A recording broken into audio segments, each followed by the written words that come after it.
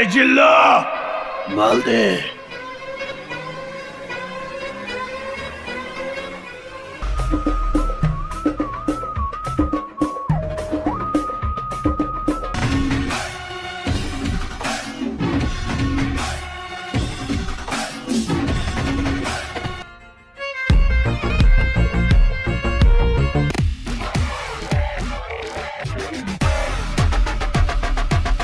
তুই কি ভাবছিস যে তোকে এখানে কি জন্য নিয়ে এসেছি?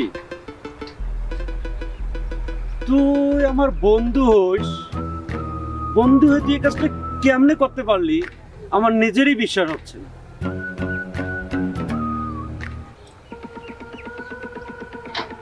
তুই কি ভাবছিস তুই আমার সঙ্গে বের হবি, আমার সঙ্গে খাবি, আর আমার পেছনে তুই ছুরি মারবি, এটা আমি বুঝতে পারবো না? তোর সব প্ল্যান আমার জানা শেষ।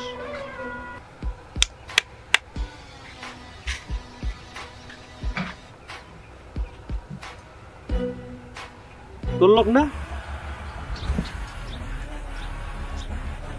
গৌতম, মুহাইমিনকে তো আমার ব্যবসার 50% শেয়ার দেওয়া লাগতেছিল। কি করা যায়? ভাবতেছি মারি দেবো, তাছাড়া অন্য কোনো উপায় দেখতেছি না। কি কোন এলে? তাছাড়া তো অন্য কোনো উপায় নাই রে।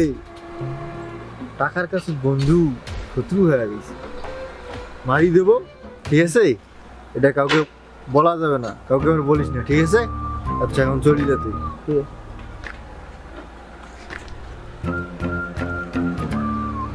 তুই তো আমার বন্ধু হোস না, তুই তো আমার শত্রু। যদি তুই আমার বন্ধুই হইতি তাহলে আমার ব্যবসার 50% শেয়ার তোকে দেওয়া লাগতো না। কি বললি এটা তুই? তোর ব্যবসার 50% আমি নেই কি জন্য তুই জানিস না? তোকে প্রোটেকশন দেওয়া লাগে না? পুরো বিজনেসটা তো আমাকে সামলাইতে হয়। এই তোর প্রোডাকশনের নামে তুই তোর ব্যাংক ব্যালেন্স ভর্তি করতেছিস, আর আমি কি পাইতেছি? কি বললি তুই এটা? আমি আমার ব্যাংক ব্যালেন্স ভর্তি করতেছি? তুই বন্ধু হয়ে কথাটা বলতে পারলি? আরে বন্ধু, তুই এটা কেমনে এটা করতে পারলি তুই? না, আমি অত শত বুঝি না। ব্যবসার 100% শেয়ারে আমার থাকবে। যদি এটা না করতে চাস তাহলে জানিস তো সব শেষ করে দেবো আমি। কি বললি? ব্যবসার 100% তোকে লাগবে? সবকিছু কি ভুলে গেছিস? পুরো এম্পায়ারটা দাঁড় করছি আমি। তুই বন্ধুর জন্য তোকে পাশে রাখছি, আর আজকে তুই এই তার প্রতিদান দিচ্ছিস? আমাকে শেষ করে দিবি? একটা কথা মনে রাখিস, এক বনে দুই ভাগ থাকতে পারে, হয় তুই থাকবি না আমি থাকবো। কি বললি এটা? এক বনে দুই ভাগ থাকে না। আমি চাইছিলাম তোরা ক্ষমা করতে, কিন্তু তোর মন মানসিকতা দেখতেছি তোরা ক্ষমা করার তুই যোগ্য না। তুই কখনোই ক্ষমা পাবি না। আর যেহেতু আমাদের বিজনেসের লাইনটাই আলাদা, এ লাইনে বন্ধু কখন শত্রু হয়ে যায় তার কোনো ঠিক নেই।